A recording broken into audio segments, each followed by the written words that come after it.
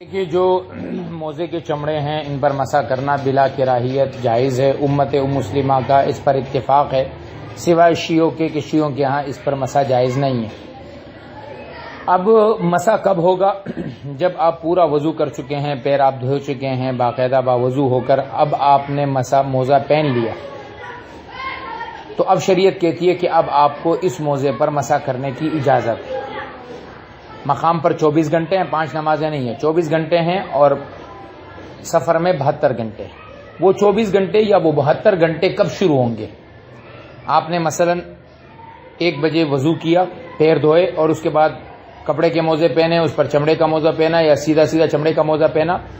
اب آپ کا وضو ہے اور 4 بجے آپ کا وضو ٹوٹتا ہے تو آپ کا جو ٹائم شروع ہوگا وہ 1 بجے سے شروع نہیں ہوگا، وہ آپ کا ٹائم شروع ہوگا 4 بجے سے. اب اگلے دن 4 بجے تک اگر آپ مقام پر ہیں تو آپ اس پر بغیر پیر دھوئے مسح کر سکتے ہیں. مسح کرنے کی کیفیت کیا ہے کہ ہاتھ کو گیلا کریں، دونوں ہاتھوں کو، سیدھے ہاتھ کو سیدھے پیر موزے پر پھیر لیں اور الٹے ہاتھ کو الٹے موزے پر پھیر دیں. پھیرتے بھی نہیں ہیں، ہاتھ گیلا کر کے موزے پر رکھ دیا تب بھی کافی ہے. سفر میں ہیں تو وہاں 72 گھنٹے ہیں، لیکن وہ مسح موزے پہننے کے بعد سے نہیں ہے بلکہ جب آپ کا وضو ٹوٹے گا تو اس کے بعد سے آپ کا جو ہے وہ وقت شروع ہوگا.